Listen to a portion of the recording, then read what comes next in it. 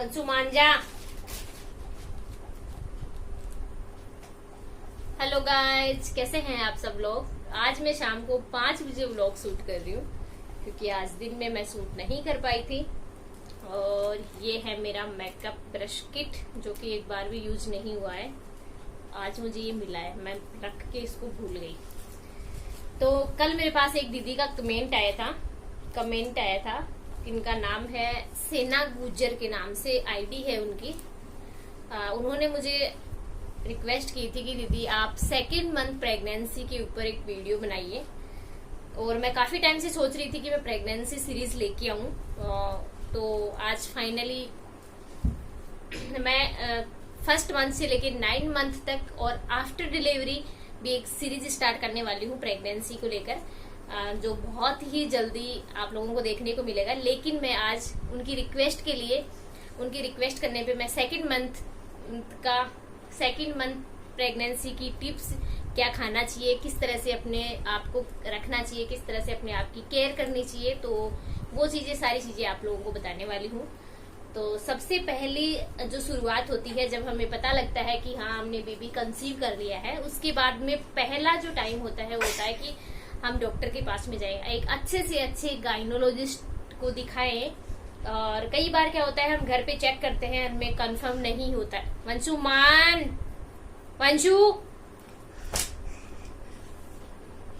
ले हेलो कर ले सबसे, हेलो बोल दो, फिर आप बाहर जाओ, हेलो कर दो, हेलो गाइज।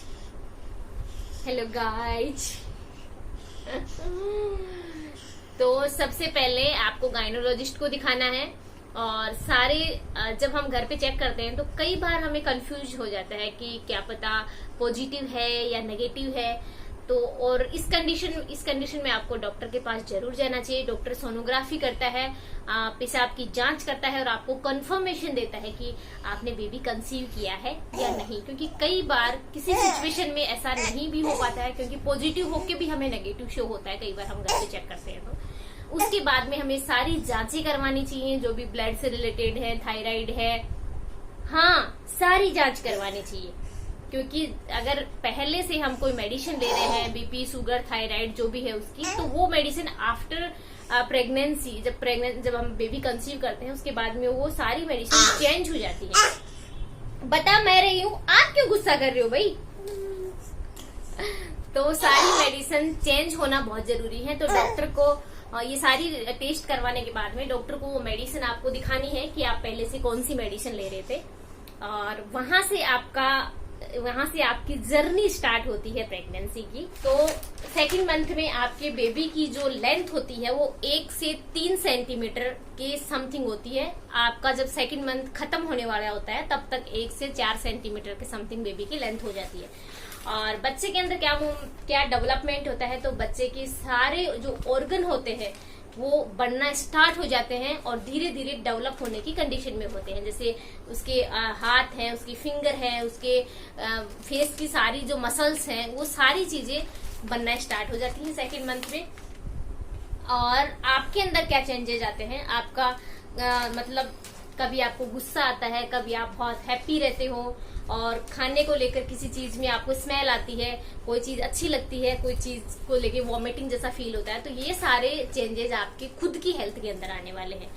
तो इन चीजों को, तो अगर आपकी ऐसा होता है कि आपकी नेचर में ऐसा होता है कि हाँ आपको थोड़ा सा गुस्सा आ रहा है, जब मेरे वंश पेट में थी तो मुझे ऐसी चीज 2nd मंथ में फील हुई कि मुझे थोड़ी देर गुस्सा फील होता था, थोड़ी देर थोड़ी सी हैप्पीनेस फील होती थी। तो इस कंडीशन में आपको क्या करना है, आपको जो चीज अच्छी लगती है आपको वही काम करना है। जैसे आप कोई भी सीरियल वगैरह देखते हैं, कोई भी मूवी वगैरह देखते हैं और उसमें आपको अच्छा लगता है, जैसे कोई ऐतिहासिक चीजें हैं, जैसे रामायण है, महाभारत है, तो इन चीजों से अपने आप को ऐड करें। इन चीजों को देखने की आप आदत डालें कि उसमें सिर्फ और सिर्फ आपको पॉजिटिव चीज देखने को मिले। ऐसा नहीं कि आप सीरियल देख रहे हैं, नेगेटिव चीजें देख रहे हैं, तो उससे बच्चे के ऊपर बहुत इफेक्ट पड़ता है, नेगेटिव इफेक्ट पड़ता है। तो आप ऐसी चीजें देखें जिससे आपकी बॉडी में पॉजिटिविटी हो, आपके माइंड में पॉजिटिविटी हो और आपको थोड़ा सा अच्छा लगे। तो जो चीज आपको अच्छी लगे वही आपको करना है। तो धीरे धीरे आप हैबिचुअल हो जाएंगे, क्योंकि बॉडी के अंदर बहुत सारे हार्मोनल चेंजेस होते हैं, तो उस चीज को बॉडी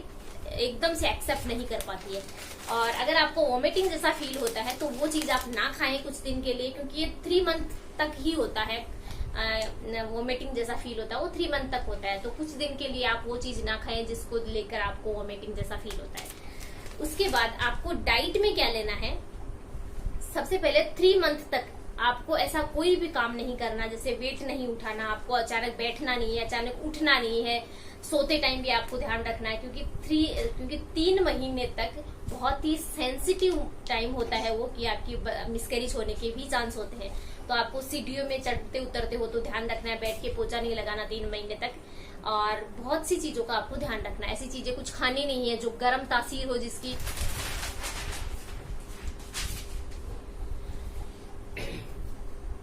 तो आपको डाइट में और आपको कच्चा पपीता और अनानास ये चीजें आपको नहीं खानी है, क्योंकि कच्चा पपीता जो होता है बच्चे जब हम खाते हैं तो बच्चे के गिरने के बहुत चांस होते हैं। अब बात करते हैं डाइट की। तो सुबह से शाम तक अगर मैं जो आपको डाइट बता रही हूँ वो डाइट आपने फॉलो कर ली तो आपको आफ्टर डिलीवरी आपकी खुद की हेल्थ में और बच्चे की हेल्थ में बहुत ही अच्छा इम्प्रूवमेंट देखने को मिलेगा। मेरा सिजेरियन से मेरी बेटी हुई है और 90% केसेज में ऐसा होता है कि after delivery, after caesarean ladies का वेट बहुत गेन हो जाता है, क्योंकि वो एक्सरसाइज नहीं कर पाती है और कुछ ऐसे सिम्टम्स होते हैं जिनसे वेट बहुत ज्यादा बहुत ही फास्टली उनका गेन होता है। लेकिन मेरी बॉडी में ऐसा कोई चेंजेस नहीं हुआ, जैसे मैं पहले थी वैसे ही मैं हूँ। और वंश के भी मतलब वंश अभी 9 मंथ की हो चुकी है और अभी तक ऐसा कोई भी, जैसे बच्चा पैदा होता है, ये सर्दी में हुई थी, सितंबर अक्टूबर में हुई थी, तो बहुत ज्यादा सर्दी रहती है नवंबर दिसंबर जनवरी में, तो बच्चों को बार बार खांसी जुकाम बुखार निमोनिया बहुत सारी चीजें हो जाती है। लेकिन अगर आप डाइट अच्छे से लेते हैं ना तो बच्चे की इम्यूनिटी इतनी अच्छी रहती है, तो वो छोटी छोटी चीजों को उसकी बॉडी अच्छे से एक्सेप्ट कर लेती है, उसको छोटी छोटी चीज, तो उसको ये सर्दी जुकाम ऐसी चीजें नहीं होती है। तो आपका बेबी बहुत ही हेल्दी रहेगा, आप खुद भी हेल्दी रहेंगे। तो आपको क्या करना है, शाम को सोते टाइम में 5 से 6 बादाम, 2 से 3 काजू, 5 से 6 किशमिश और 1-2 अखरोट, ये चीजें आपको भिगोनी है ड्राई फ्रूट्स के रूप में। अब अखरोट आपको इसलिए लेना है ताकि आपके बेबी का जो हार्ट है, दिल है, वो मजबूत रहे और दिल से रिलेटेड उसके कोई प्रॉब्लम ना रहे। बादाम इसलिए खाते हैं ताकि उसका माइंड डेवलप रहे और किशमिश से आपकी बॉडी में हीमोग्लोबिन अच्छे से बढ़ेगा, तो बेबी को भी अच्छे से न्यूट्रिशन मिलेगा, क्योंकि आप जो खाओगे ना बच्चे के पेट में, बच्चे की बॉडी में वही न्यूट्रिशन जाने वाला है। बच्चे को हम अलग से तो कुछ खिला नहीं सकते, क्योंकि प्लेसेंटा के जरिए वही न्यूट्रिशन और वही डाइट बच्चे के पेट में जाने वाला है जो आप खा रहे हैं। अगर आप फास्ट फूड, जंक फूड, तला भुना, ऑयली, स्पाइसी खाएंगे तो बच्चे की बॉडी में भी वही जाएगा, तो उसको क्या न्यूट्रिशन मिलेगा, तो उसकी इम्यूनिटी स्ट्रोंग नहीं रहती। तो आपको ज्यादा से ज्यादा हेल्दी चीजें खानी है। तो सुबह उठते ही आपको ये ड्राई फ्रूट्स खाने हैं, रात को भिगो के रख देना है, सुबह उठते ही ये खा के उसके बाद आपको 1 गिलास दूध लेना है। अब आपका जो डाइट है, आपको दिन में 5 टाइम खाना लेना है। सुबह का ब्रेकफास्ट, लंच और डिनर, और ब्रेकफास्ट और लंच के बीच में 1 स्नैक्स और लंच और डिनर के बीच में 1 स्नैक्स। इस तरह से आपको 5 टाइम डाइट लेनी है और ज्यादा से ज्यादा आपको पानी पीना है। अब सुबह हो गया, ड्राई फ्रूट्स और 1 गिलास दूध आपने ले लिया, उसके 2 घंटे बाद में आप कोई भी फ्रूट ले सकते हैं जो आपको अच्छा लगता है। आप 1 बनाना ले सकते हैं, ज्यादा नहीं, वरना तो आपका वेट गेन होगा। ज्यादा आपको मीठा नहीं खाना है, क्योंकि प्रेगनेंसी के दौरान मीठे की क्रेविंग बहुत ज्यादा होती है, तो आप थोड़ा सा ले सकते हैं, ज्यादा नहीं ले सकते, क्योंकि उससे आपको ये भी ध्यान रखना है कि आपका वेट बहुत ज्यादा नहीं बढ़ना चाहिए। बिफोर प्रेगनेंसी अगर आप नॉर्मल बॉडी है आपकी, तो आपका महीने का 1 kg वेट बढ़ रहा है तो उसमें कोई दिक्कत नहीं है। और आप बहुत ज्यादा अंडर वेट थी प्रेगनेंसी से पहले, तो आपका 1.5 से 2 kg वेट बढ़ रहा है तो भी कोई दिक्कत नहीं है। लेकिन अगर आप नॉर्मल इस तरह से आपका वेट नॉर्मल है और प्रेगनेंसी के दौरान 1 kg 1.5 kg से ज्यादा आपका वेट बढ़ रहा है, तो वो फिर आपको प्रॉब्लम कर सकता है, क्योंकि बच्चा पैदा होने के बाद में आप वेट लूज करना आपके लिए मुश्किल हो सकता है। और इससे क्या है, बच्चे के हेल्थ पे भी बहुत इफेक्ट पड़ता है। जब पेट में आपके बेबी है और आपका बहुत ही फास्ट वेट बढ़ रहा है, तो उस पे बेबी की हेल्थ पे भी फर्क पड़ता है। तो आपको सुबह लेना है बादाम, ड्राई फ्रूट्स और दूध।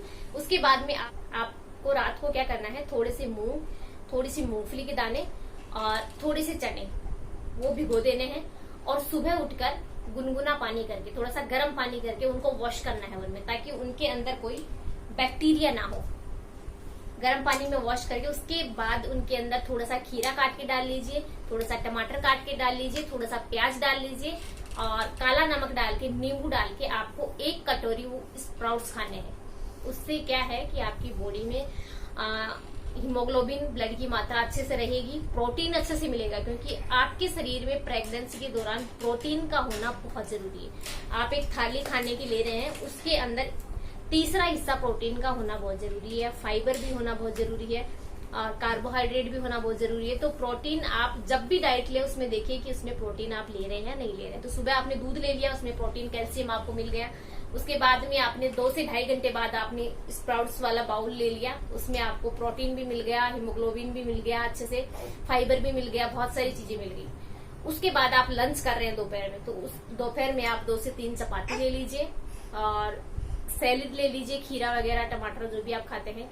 1 कटोरी दाल जरूर ऐड करें लंच के अंदर, 1 कटोरी दाल और सब्जी आप लेना चाहिए तो सब्जी, और 1 कटोरी दही, दाल और सलाद, ये चीजें जरूर ऐड करें लंच के अंदर। 2 से 3 चपाती, और आप अगर लस्सी लेना पसंद करते हैं तो लस्सी ले लीजिए। ये आपका लंच हो गया। अब लंच के 1 से 1.5 घंटे बाद में आप मौसमी या संतरे में से एक फ्रूट का 1 गिलास जूस जरूर पिए, या अगर आप वैसे खाना पसंद करते हैं तो 2 से 3 आप संतरा, 2 से 3 ऑरेंज या मौसमी में से 1 फल आप जरूर खाएं, क्योंकि आप जो भी कुछ खाएंगे वो आपकी बॉडी में तभी लगेगा जब बॉडी में विटामिन सी जाता है। और विटामिन सी जो भी येलो फल होते हैं उनमें भरपूर मात्रा में होता है। तो आप नींबू पानी पी सकते हैं, या फिर आप ज्यादा बेटर रहेगा अगर आप मौसमी या ऑरेंज का जूस पियेंगे तो लंच के 1 से 1.5 घंटे बाद में आपको 1 गिलास मौसमी या ऑरेंज का जूस पीना है। उसके बाद 5 बजे 1 या 2 एप्पल ले लीजिए एक दिन। नारियल पानी पी सकते हैं, लेकिन आपको खट्टे फल शाम को नहीं लेने हैं। प्रेगनेंसी में हमेशा ध्यान रखना, शाम को 5 बजे बाद में आपको खट्टे फल बिल्कुल नहीं खाने हैं। जो भी खट्टे फल हैं वो आप 5 बजे से पहले ले सकते हैं, ब्रेकफास्ट में ले सकते हैं, लंच में ले सकते हैं। और शाम को, रात को डिनर में आप सब्जी, चपाती, दूध वगैरह जो भी लेते हैं वो लीजिए। रात को सोते टाइम पे आप 1 गिलास दूध पी के सोइए, और जो भी डॉक्टर आपको मेडिसिन दे रहा है, जिस टाइम पे दे रहा है उस टाइम पे आप प्रॉपर अपनी मेडिसिन लीजिए। लेकिन मेडिसिन लेते टाइम आपको हमेशा एक चीज ध्यान रखनी है, आपको आयरन और कैल्शियम दोनों टेबलेट को साथ में कभी नहीं लेना है। आयरन की टेबलेट अगर आप ले रहे हैं तो आधे से 1 घंटे का आप गैप रखिए, उसके बाद ही आपको कैल्शियम टेबलेट लेनी है। लेकिन दोनों टेबलेट के बीच में आपको 1 से 1.5 घंटे का गैप लेना है। और जब भी आप आयरन की टेबलेट लें, आप कोशिश कीजिए कि आयरन की टेबलेट आप विटामिन सी के साथ लें।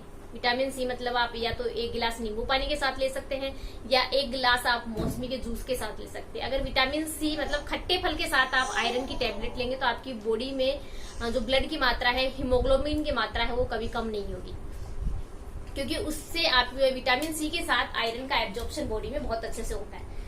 अब है कि आप रेगुलर 6 से 7 गिलास पानी रेगुलर पीना स्टार्ट कर दीजिए। अगर आपकी बॉडी में पानी की कमी आ गई तो बच्चे के ऊपर बहुत ही बैड इफेक्ट पड़ता है इसका। तो पानी आप रेगुलर 5 से 6 गिलास पानी पीजिए।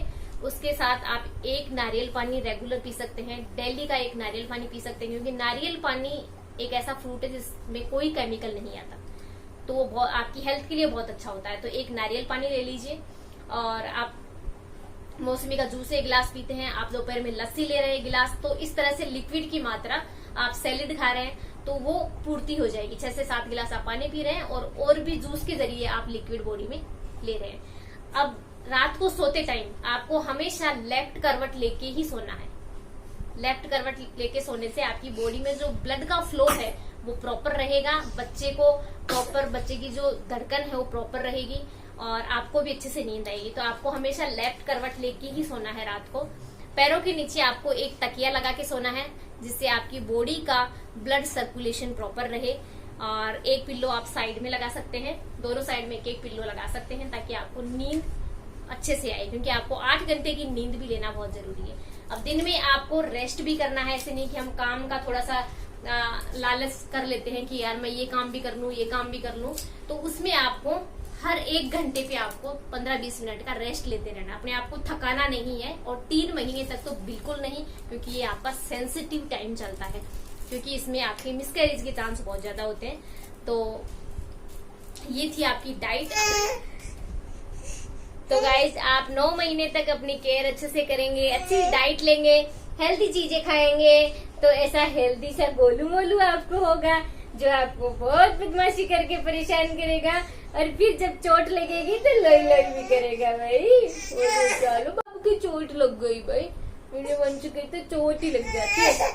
बस बस बस बस, अब नहीं, दर्द नहीं होगा। तो ब्रेव गर्ल है मेरी, अच्छी बच्ची है, अच्छी बच्ची को तो कभी दर्द नहीं होता भाई। अरे बाप रे, कान में ही रोने लग गई है। मेरे बुग्गा के चोट लग गई भाई, टेबल की सर में ही लग गई। देख कितना रोया, इनने बड़े बड़े तो आंसू आते हैं इसके जब चोट लगती है तब। गाइस मैं थोड़ा सा बवा हो जाऊंगा ना, तो मैं आप ही बता दूंगा आपको क्या क्या खाना है, क्योंकि मुझे सब पता है मेरी मम्मा क्या खाती थी जब मैं पेट में था तब। जब मेरी मम्मा यम्मी फूड खाती थी ना, तो मैं पेट में से ऐसे बोलता था, यम्मी यम्मी यम्मी यम्मी, ऐसे बोलता था कि मैं। फिर मैं बता दूंगा आपको, आपके छोटे बाबू को क्या खिलाना है। बोल दो कि आपको सबको मेरे जैसा छोटा बाबू हो, क्यूट क्यूटी सा छोटा बाबू।